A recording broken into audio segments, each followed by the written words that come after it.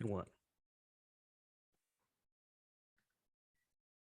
Hello, once again, everyone. I'm your host, Ray Shasho, and welcome to another edition of Interviewing the Legends, brought to you by the Rockstar Chronicles Series 1, my new book featuring over 45 intimate conversations with the greatest music legends the world will ever know. Available now at bookbaby.com and amazon.com.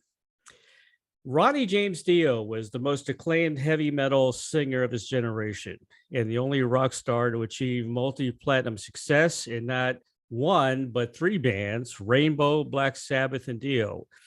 For Tenacious D's Jack Black, Dio was the Pavarotti of heavy metal. For Metallica's Lars, Ulrich, Dio was one of the main reasons I made it onto the stage. And for heavy metal fans all over the world, there were three words that summed him up: Dio is God. He died in 2010. Wendy Dio is the president and owner of Niji Management. Over the past 30 years, she has been involved in many aspects of the music business, receiving awards from Performance and Pollstar for stage set designs and concert video production, along with serving as executive producer on numerous gold and platinum albums. 2010, she co-founded the Ronnie James Dio Stand Up and Shout Cancer Fund, which had raised over $2 million for research, education, and early detention screenings. She is known for her work on Dio Live in London, Hammersmith Apollo 1993, Heaven and Hell Neon Nights Live in Europe, and Heaven and Hell Live from Radio City Music Hall. The long-awaited autobiography by one of heavy metal's most revered icons, treasured vocalist and frontman for three legendary bands, Rainbow, Black Sabbath, and Dio. Prior to the tragic death in 2010, Ronnie James Dio had been writing his autobiography, looking back on his remarkable life that led him from his hometown in upstate New York to the biggest stages in the world, including the arena that represented the pinnacle of success to him, Madison Square Garden, where this book begins and ends. Please welcome President and owner of Niji Management and the wife of the legendary voice of heavy metal, Ronnie James Dio, Wendy Dio, to Interviewing the Legends. Hello, Wendy. Hi, Ray. How you doing? Doing good. I apologize for the mix-up yesterday, by the way. Oh, that was my fault. Oh no, it's just I'll take most of the blame, like I always do. You and Ronnie first met. I guess you were a waitress, right? Yes. And he called you the super coolest waitress at the Rainbow, and he couldn't take his eyes off of you, and that's where it all started. And you guys eventually got married in 1978. But you first dated, was it Ian Pace at one time from Deep Purple? I did for 3.5 years. Yes, I did. Oh wow. Huh. So what happened there? I don't know. I just I ran off and went to America. You went off to America at that time. Yeah, Yeah. yeah. Yep. You and Richie, I guess, fell in love like instantly. What was Richie like? Richie, Ronnie. Richie. What I'm sorry, Ronnie. What was Ronnie like? He had a great sense of humor. Mm-hmm. Very knowledgeable. Uh, just a wonderful human being. Loved animals. Loved sports. Loved his fans. Loved to talk to people. Right. Loved to sit around with his friends at home, drink a beer with them, and just be a normal human being. Never forgot where he came from. Yeah, I'm fascinated with Ronnie because he goes way back into the doo-wop days of singing.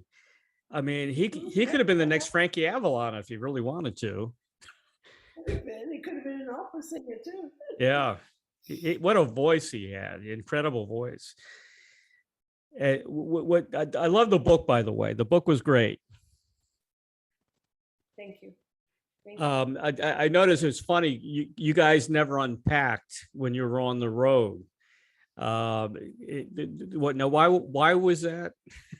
Oh, that was in Rainbow with Cozy Powell. Because he'd get up to all kinds of tricks during the night, and we were always getting thrown out of the hotel. So I never took my clothes off. No, there'd be a fire extinguisher set off, or there'd be an alarm set off, or something going on, somebody's furniture taken out of all the rooms. We were thrown out of so many hotels, I can't remember. There we would go to the airport and sit there and spend the rest of the night. So there was no way I was going to get undressed with that. But it was a lot of fun. We were all young and silly, and we had lots and lots of fun. It was fun. So who started all that havoc at the hotels? Richie, Cozy, and then Ronnie would join in, and then I Hmm. would join in. So I mean, we do so many bad things, naughty, just silly things. One day, Richie just said, we were in a limo and we came up to the hotel, and he said, "Oh, drive up to the front desk."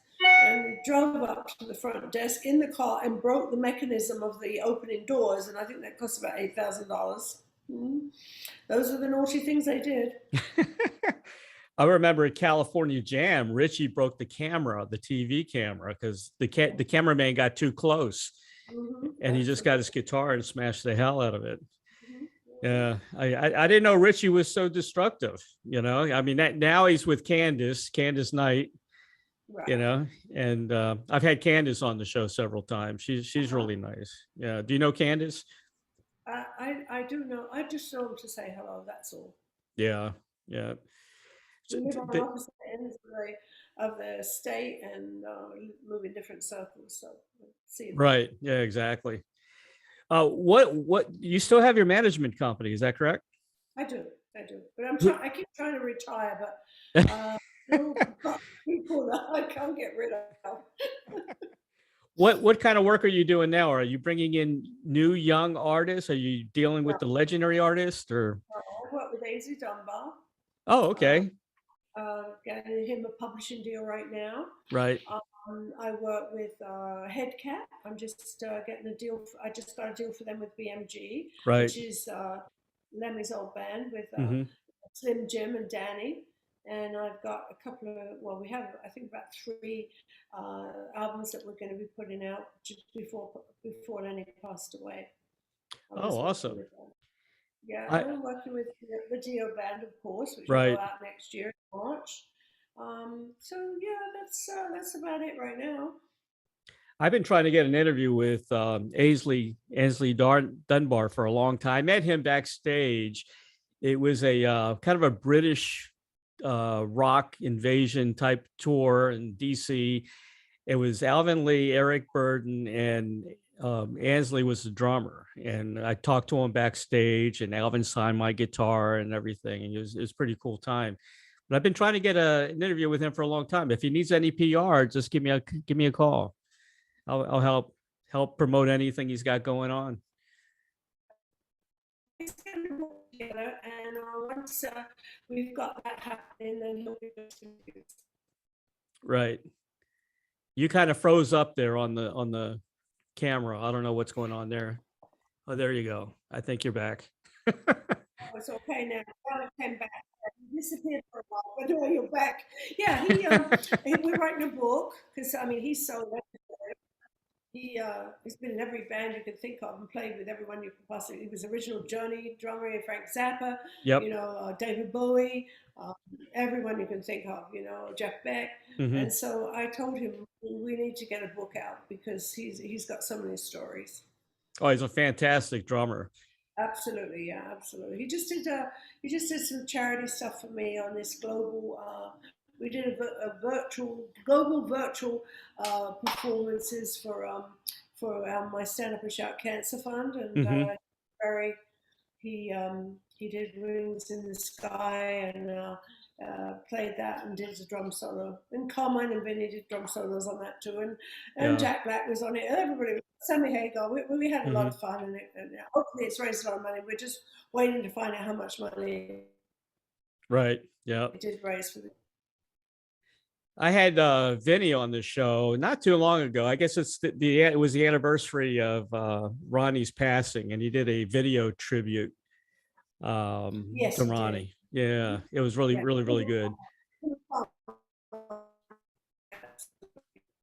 Vinny and Carmine are good people. They really are. We're having some difficulties on with the video for some reason. I don't know what's going on, but we'll get through it hopefully. Can you Okay, hear me? now Okay. is there freeze frame again happening, Delilah? Freeze I'm frame. there. Are you there? You kind of froze up again. Okay, yes, now you're back. You're back now. I'm back. You're frozen. I'm frozen now. You were frozen. I'm Okay, okay now or not? you're okay now. Hopefully, we'll get through this. If not, we'll do a phone interview if we have to. So, okay, we'll try this again. I wanted to talk about the the heavy metal horn, the horns that was popularized by Ronnie. Um, First of all, let's make it clear that because my dad actually did this too. My mom and dad are very superstitious, and instead of doing the horns, my dad had a hand that he wave at people if he thought he was getting the evil eye, and that's what was it all about. He got that from his grandmother, right? Because if somebody, Oh, yeah, absolutely. Well, when he was about 5 or 6, hmm, his grandma used to make lunch for his grandpa, who worked okay, to give his grandma lunch, and his grandma would oh be boy, doing this sign, yeah, old Italian Maloic sign that goes thousands and thousands of years back, And then Ronnie, when he joined Sabbath, Ozzy was always known for doing the peace sign, and right. so one day Ronnie just the Maloic sign, and it just caught on like fire. What bugs me is people use it as a sign of a devil. No, it's It, not. It's the it ward off evil. Yes. it's not. Just like they associate rock and roll with the devil, which is ridiculous. And Black Sabbath, they always associated with the devil, which if you listen to their lyrics, it's got nothing to do. It's the opposite, actually. Exactly. Ronnie's lyrics were always about, follow your dreams, and if never give up, just follow your dreams, and you get where you want to be. Once, if you just don't give up and just Hmm. carry on and do what you want.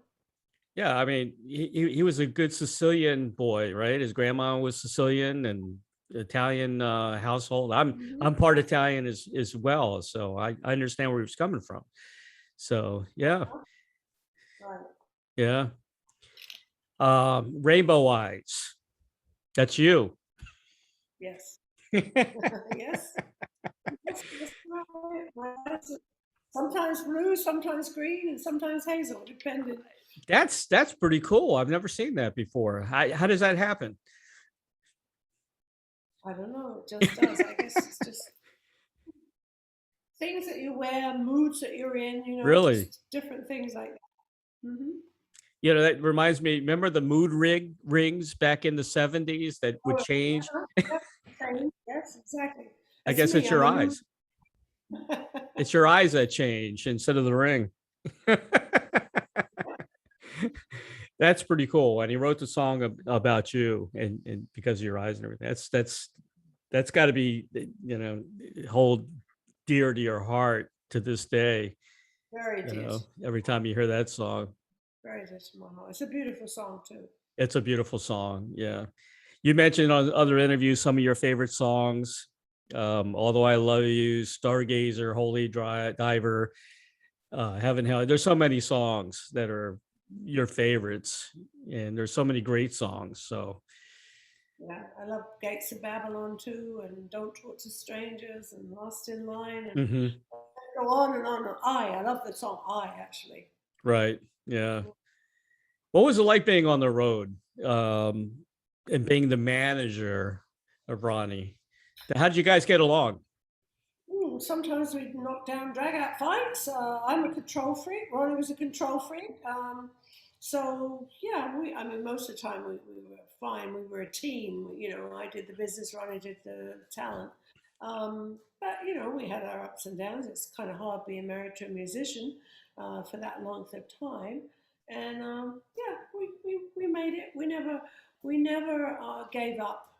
We went back and forth with different ups and downs in the music business, but we just plodded along. One instance, I felt your wrath in the book when a certain friend went to the dentist and came back with like cocaine, liquid cocaine or whatever from and he tried to share it with Ronnie. Oh yes, we had just gotten into Sabbath and we had just started to get some money, and there he was sitting in the back of a police car, handcuffed, and I was so mad. I was so angry. I was hitting him around the head, and I was just screaming at him. And the policeman nicely said, "Well, you know what? I think you go home with her. She's going to give you worse hell than I am." And so that was a break. That was a break. I could hear your voice coming out of the book during that chapter. I mean, Oh, absolutely. that's something my wife would do, definitely. And I had a But DUI once, and it went like pretty much like that. yes. Well, if you turn it around the other way, Yeah. and Ronnie was really mad with me over something, Mm-hmm. was because, okay, so he always, even before Elf, he would be going, uh, We're having technical difficulties again.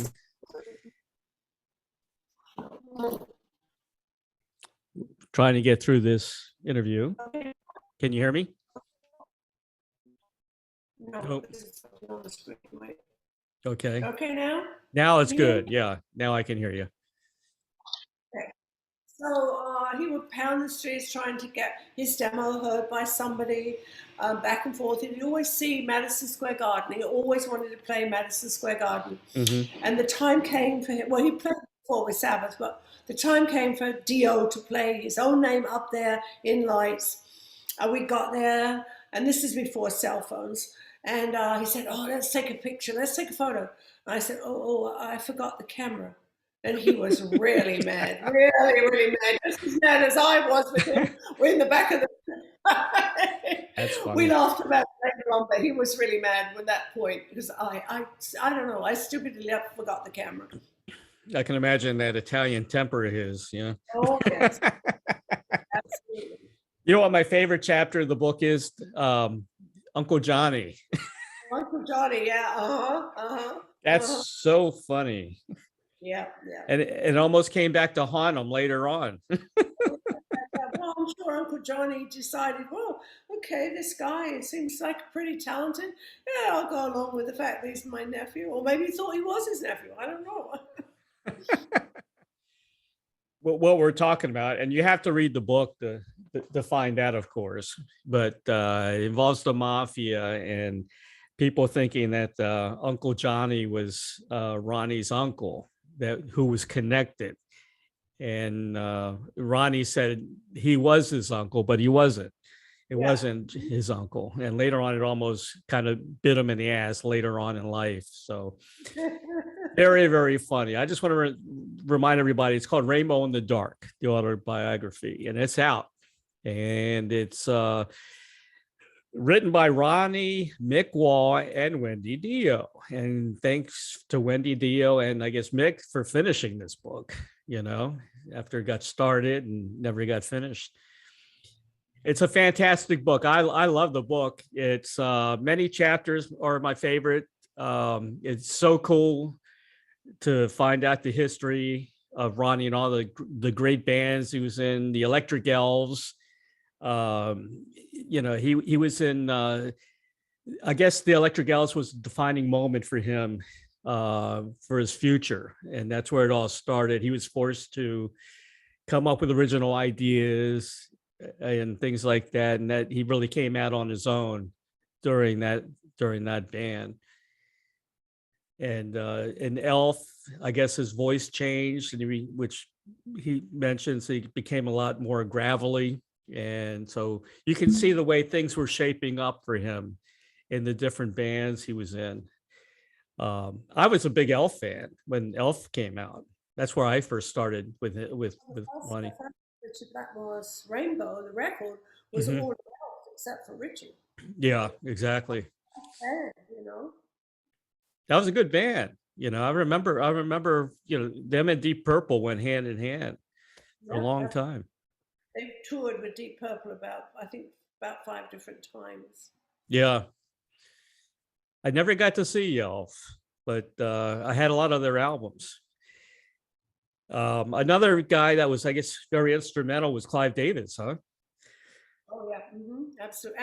And Roger Glover and Ian Pace. Hmm. How did that all come about? Let's say you were there. Were you involved with any negotiations at that time, or did you come in later with Black Sabbath? I didn't know Ronnie then. When You didn't know we Ronnie then. I met him in Rainbow, so I didn't know anything of that. It's kind of turned, full circle there. Because I knew Right. the Deep Purple guys, but I didn't know Ronnie at that time. I've talked to so many people that the feud between Richie Blackmore and Ian Gillan. I've talked to so many. Do you know why they were fighting all the time? Do you have any idea why they're no? Different personalities, totally different personalities. Yeah, it just didn't get along. I guess for so many years, huh? Um, you knew Sharon Osbourne. When did you first know Sharon? Oh, I knew Sharon for years. When she was Really? Sharon Arden, yes, Mm-hmm. exactly. And yeah, and when we came back from Rainbow, when Ronnie left Rainbow, we drove 3,000 miles back to LA because Ronnie had to do something else. We weren't sure what he was going to do. He was working with a bunch of different bands. Skunk Baxter was one of the people. He was working in one band. He was working one with Mickey Lee Saul. He was working with another band with someone else. And then Sharon was in Beverly Hills, and we would go back and forth to parties at her house, or she'd come over to our house. And Ronnie had a chance to meet him with the Sabbath guys, and then Ronnie bumped into Tony at the Rainbow after that, and I think Geezer had gone home because he had some family problems. Right. And so Tony and Ronnie actually were talking about forming a band themselves, and they wrote "Children of the Sea." Mm-hmm. Then it sounded really good, and then Geezer's problems had finished, so he came back, and then Bill was back, and they just decided to call it Black Sabbath and continue on. Yeah, it was a great band, and Ozzy did pretty good on the solo career as well. Absolutely. Yeah. Um, did you see that whole romance thing between Sharon and Ozzy when that first started, or No, because we were busy with the Black Sabbath, and we were down in Miami when they were recording, and so right? the whole thing happened with Sharon and Ozzy. Yeah, and Sharon's dad was a big promoter as well, right? He was the manager of Black Sabbath, actually, and then he Uh huh. sold. Ronnie came into the picture. He sold the contract, the management contract to Sandy Pearlman. Right, Sandy Perlman. That's right. Mhm. That's where I guess Sharon got her savviness is from her dad, huh? Because it kind of rubbed off on her. Her dad and worked with her dad, so they knew what we were Yeah. doing. At that time, it was very hard for women managers. It was only Sharon and I. Everybody else was men, and they would say, "Oh, you know what you're doing," blah blah blah, and just listen to what they said and said, "Okay," and then just did what I wanted to do. And Yeah. but it's a hard time for us. There's a lot of Hmm. women managers now. I think they make very good managers, but at that time, there was only Sharon and I. It's amazing because I really do believe this. Behind every great man, there's a great woman. And I say that to my wife all the time. She loves to hear it when I say that. In my case, behind every great woman is a great man. Than when I talk about my wife, but there's more uh, women or wives that are taking care of the musicians, the artist business nowadays. Absolutely. The scheduling, the management, the PR, they're all doing it now. And it's a great arrangement. It really is. And I think women women are very detail oriented. They are Exactly. all the details, and they're also really good at doing more than one thing at the time. Multitasking. Multitasking is women can do. I find that sometimes men cannot multitask. I agree. I mean, especially when you have kids. Oh, yeah, absolutely. Yeah, I agree with you 100%. I mean, if my wife wants to take over, I mean, she's doing our finance now. Does the bills and everything. So, but Yep. if she wants to take over everything, that's fine with me. I have no problem there. I want to go back to the book. It's funny how the police got involved a few times. Another time they got involved, they went to the wrong room and really hassled the band. I mean, that's crazy. It happens, right? And so it was about 5 a.m. There was a very loud knocking at the door that woke everybody up. And a bunch of cops with guns were pointed at all of them. They yelled at us to lie face down on the floor, our hands behind the heads. They roughed them up and threatened them, and they were at the wrong room. I mean, wow. It happened actually again at a time when Ronnie was in Rainbow, and we were. It was when the Mannheim gang was around. Yeah, yeah. Uh, Cozy's wife Mm-hmm. had long dark hair, and I had long blonde hair, and we were at the airport, and all of a sudden in Germany, and all of a sudden we were thrown against the wall with machine guns. They thought that Holy we cow. yeah, and then we were very frightened about that, and then they let us go. Obviously, we weren't, so they let us go. But that was a frightening experience Now, where was this? Was this in the US? in Germany. Oh, in Just Germany. Okay. at the airport. Oh, wow. I wouldn't have thought Germany. I was at a few places where I saw guards with machine guns, like Mexico, Uh-huh. but Germany. I know Germany's got a tight security system when it comes to their banking system and things like that. But I didn't know man, I was sure in the Mannheim when the yeah. terrorists. They thought we were the terrorists because there were two women in that gang that were one with long blonde hair and one with long dark hair, and we fit the descriptions. I want to say you still look beautiful as ever. Oh, thank you. I've got a You few haven't years. changed a bit. Oh, I don't know about that. And I appreciate you doing a Zoom call because sometimes people don't want to be on camera. Oh, I don't mind. I don't mind if I have notice. I don't mind. I don't, Poor, I'm friends with Annie Haslam, from Renaissance, and uh-huh. poor Annie. We were set to do a Zoom call, and it for some reason, the engineer got it screwed up, so we had to do a phoner instead. She was so mad because she got all dressed up and did her makeup and everything. I felt horrible. One thing that was interesting was when Richie, not Richie. I keep bringing up Richie. When your husband was gonna join Rainbow, John Lord pulled him aside and told that Richie was leaving the band and told him absolutely not to go with Richie under any circumstance, which was very strange.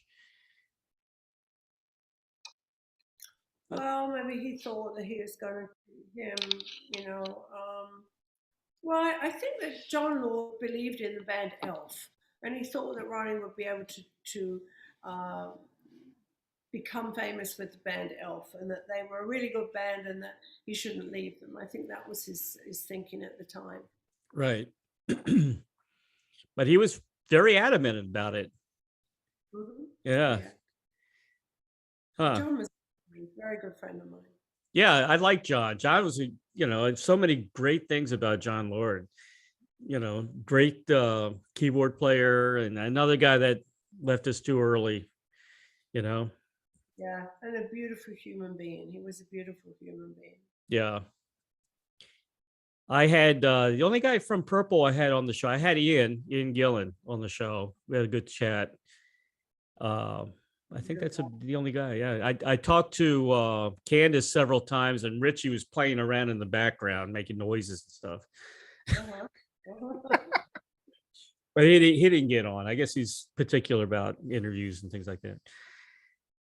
Ronnie, "Man on the Silver Mountain." When you hear that song, I mean that's a mainstay on classic rock nowadays. It's kind of like a smoke on the water thing. That's how powerful it is, and you hear it a lot still on the radio, don't you? Well, the band plays it. The Dio band plays it always in their show as well. Yeah, great song. I love I love hearing Ronnie sing that song. Another thing in the book, the rowdy crowds and Richie's bad behavior. You talk about Richie's bad behavior.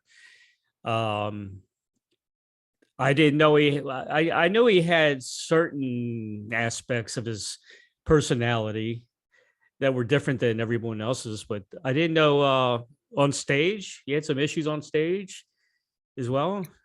Well, sometimes he would turn his back to the audience, and Right. sometimes he would asleep. Huh. And he cut off, I guess, a lot of shows. It made him like a 45-minute show instead of he wouldn't play the whole set.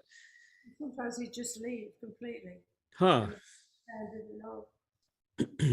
Wow, that's interesting. I didn't know that. But I think Ronnie got hit. Didn't he get hit in the head or something during one of those performances? Yeah, people throw things up on stage a lot of times, and he got hit in the head. Actually, Geezer got hit in the head really bad one time. In Sabbath, had 13 stitches in his head. Oh wow. The beer bottle that somebody threw up. It's terrible. And they've got people. Somebody ran up with a knife one time, a big dagger, and he was wearing a cloak. Came up on stage. I mean, you get some crazy people out there. Look at John Lennon. My goodness. How about George? What he went through in his mansion? Yeah, He got stabbed. That was horrible. Really recovered from that. Yeah, exactly. Well, when he was leaving Rainbow, I think a lot of people were surprised when he left Rainbow, and it took a long time for you to recover the money that he was owed. That was in the book. What happened there? Well, I think that the management had decided somehow that Ronnie had a publishing company called Flea Music, which is L backwards. And then suddenly it became Armchair Music, and it became Ronnie's publishing just went somewhere else. And, we fought for many, many years with lawyers and so on and so forth. So, How did you track it down? well, we really didn't actually. We got one album back, and that was about it. That was it, huh? Yeah, that was it. But life goes on, life goes on. Ronnie got his fair share in Sabbath. Everything was equal in Sabbath. Everything went, he went on and then his own band. So then. Yeah. The music business is rough, isn't it? It's tough. Yeah, it is. Yeah. Yeah. I don't think I would. I always wanted to be a promoter, but I would, I'd probably lose fact of the business end of it. Even, Danny Zalesko is a very good friend of mine. He's a promoter from Arizona. He's a great guy. He's promoted everybody from when they were nobody right up to when they somebody. He's a great guy. I've had him on the show. He is a good guy. He put out a book as well. Yeah, and yeah. He sent me the copy. He's a real good guy. I agree with you 100%.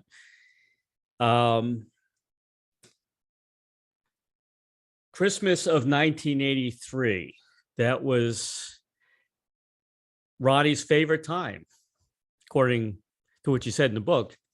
He used to wear a sweatshirt that said "Bah Humbug" on it.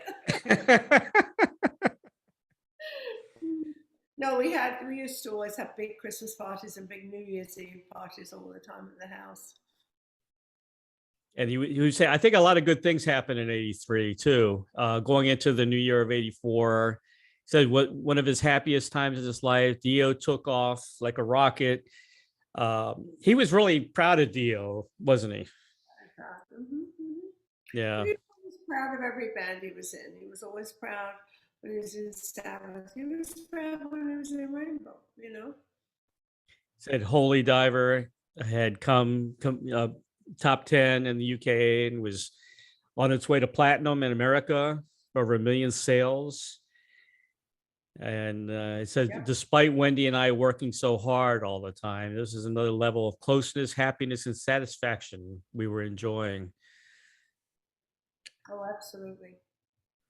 Well, I got to ask you, so many people have been asking you this question about the hologram shows. Is there going to be another hologram?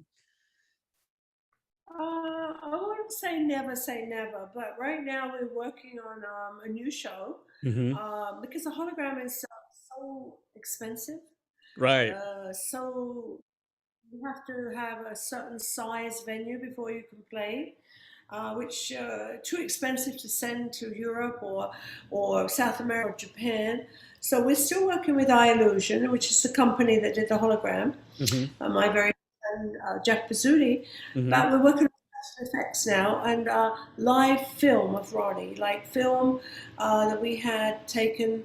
I found a whole NFL films had done with an ISO tape of Ronnie. So Really? we're working on that to make. It won't be a hologram, but it'll be Ronnie himself Mm-hmm. when he did shows. It'll be film of live shows put together with the Dio band, similar to the hologram, but it will be film instead of Ronnie. And with special effects, I'm very excited about it. We're taking it out in March, Okay. and we've got some re-releases coming out in March. Mm-hmm. Also, I'm working with Win Davis, who was an engineer of Ronnie's all through his records, and we're working on looking in the vault to see if there's any Right. unreleased material that would be good enough to put out as bonus tracks with that. So, but it Oh, has that to would be be up. wonderful. Yeah. That's what we're Yeah. working on now. Now, how do you do that when you go to the vault? What's the process of finding out if there is music that needs to, be Right now, released? a lot of stuff is in 2-inch tape, so and it's 2 inch tapes. But I'm right now. Win Davis is doing that for me. He's making a library for me. He's Right. taking those tapes and putting them into formats, and he said it's very important to preserve a lot of this stuff as well before it disintegrates. So he's making it all. He's doing a library for me, finding out what we have and categorizing it with the different years and different things because we have so many live performances and live shows that we've done that have never been heard before as Mm-hmm. well. So he's putting it all together for me. So that we're in the midst of doing that right now. There are so many Dio fans. I mean, they would really appreciate that. That would be fantastic, if you could put that together. There's been so many people that their original tapes have been destroyed in fires. That's very, very sad. And I guess the best thing to do is go ahead. Yeah, no, I said that we've always taken care of everything. It's always been in a special place where it's air conditioned and Right. it's climate controlled. So that's very important. It is very important. And of course, putting out box sets and things like that always help too, because the music's out there. You won't have to worry about it. Upcoming charity events, special events coming up that you want to promote? We haven't been able to do the ride for Ronnie or the celebrity bowl for Ronnie Mm-hmm. because of COVID. We are hoping next year that we will be able to do the ride for Ronnie, Okay. which is sponsored by Harley Davidson, Oh, good. and we have the entertainment part of it where the ride comes in, and we don't even know who's going to play because everybody does it from their heart. So Mm-hmm. we just ask And if they're not working, they're there. And of course, the Celebrity Bowl is always so much fun. Right. And raising money for a good cause. Jack Black, when he's in town, is always there. Tom Hmm. Morello has his own ball. Dave Grohl pops in. It depends on who's there. Everybody's there. Sure. And, kids get the chance to come there and play alongside their celebrities. It's fun. It's a real fun and making money for a really, really good cause. Our Stand Up and Shout charity. We have 14 board members. There's no administration costs. We're all volunteers. So if it costs $1, it goes straight to research and education. Working on with Dr. Wong at UCLA right now. He's trying to develop a saliva test. So women are good about getting checked. Men, you've got to drag them there because they don't like the way that you test. And this will be an uninvasive test, which will be a swab in the mouth, and it can tell very early detection if you have gastric cancer, stomach cancer, or pancreatic cancer. And those cancers kill us because you never know you've got them till it's too late. Yeah, my sister-in-law died of cancer. Unfortunately, she was like 61, 62 years old. Mary, miss her a lot. Yeah, I mean, you ever think about doing like a Jerry Lewis type telethon, under the Dio name and for cancer? Cheesy. Yeah, a little cheesy. Yeah, okay. We did do the global virtual concert recently. Right. So that was great. But, we haven't been able to do the other ones. We're hoping very much to be able to do those. And also my animal charities, I haven't been able Yes. to do. So hopefully we'll be doing a day in our paws where Hmm. we go in the cage. And I also do something at my house, which I'm hoping to do in December, Hmm. which is called Designers Gone to the Dogs, Oh, where friends okay. get clothes and bags and shoes together and we'll sell Right. them and raise money for the dogs. Well, do you have any animals in your house? Of course, we've always had. I mean, I've always had animals. We've had What every. what do you have? We've rescued animals forever. We at one time we had a shepherd, a German shepherd, Hmm. a Doberman, and a poodle all together. Right now, I have two little rescue mutts. I have a Yorkie and I have a little terrier, and then I have three rescue cats. One's blind. So we've always Hmm. rescued animals. Always. Yeah, my cousin has 10 rescued cats. Oh, We've always had Shelties and Collies oh, in was our it? family. Yeah, I'm a big animal rights person as well. Absolutely. Yeah, I, Absolutely. I always say I have interviewed in a way Ted Nugent, but I could never talk to him about Uh, hunting and things like that. no, no, no. I don't But believe in hunting. you always kills, so whatever. Yeah, yeah, I agree with you. Here's your final question. Now, this would be directed at Ronnie. If he had a Field of Dreams wish to perform or collaborate with anyone from the past or present, who do you think he would say? I know what he would say because he always wanted to do what you had with Chrissy Hine. With Chrissy Hine, huh? Interesting. Huh. Yeah.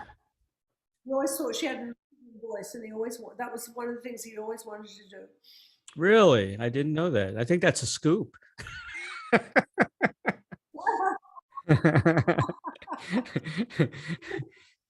Well, you'll have to get Chrissy involved somehow in some kind of tribute or something, to bring her. I don't know her at all, but I know he loved her voice. He always loved her Yeah. voice. Oh, she needs to know. I'll find out a way to get that to her Mhm. somehow.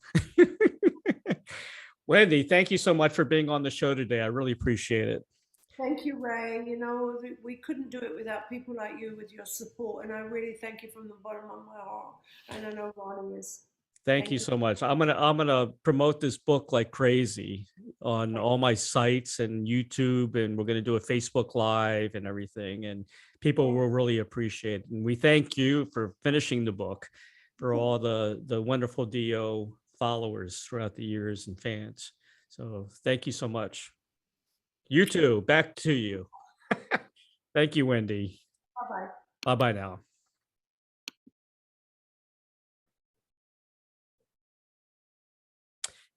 Just want to mention a few websites for more information about Ronnie James Dio. You can visit www.ronniejamesdio.com. Also on Facebook at www.facebook.com official Ronnie James Dio. Purchase Rainbow in the Dark, the autobiography by Ronnie James Dio, Mick Wall, and Wendy Dio. It's available now. Prior to his tragic death in 2010, Ronnie James Dio has been writing his autobiography, looking back on the remarkable life that led him from his hometown in upstate New York to the biggest stages in the world, including the arena that represented the pinnacle of success to him, Madison Square Garden, where this book begins and ends. So you can buy that book now, available at Amazon.com. Very special thanks to Hadley Wolfram, the publicity coordinator with Chipster PR and Consulting, for arranging this interview with Wendy Dio. If you have comments or suggestions for this show, you can also contact me at interviewingthelegends@gmail.com. Please subscribe to my YouTube channel, Interviewing the Legends with Ray Shasho, for the very latest interviews. And remember, it's real news, people. And of course, my new book is finally out, entitled The Rockstar Chronicles Series 1. I'm working on Series 2. It chronicles truths, confessions, and wisdom from the music legends that set us free. You can order yours today on collector's edition hardcover or ebook at bookbaby.com and amazon.com. It features over 45 intimate conversations with some of the greatest rock legends the world will ever know. A book review. It was reviewed by Literary Titan, and they gave me 5 gold stars. Thanks to them. Well, we'll see you next time on another edition of Interviewing the Legends with Ray Shasho. Bye-bye now. Take care, everybody.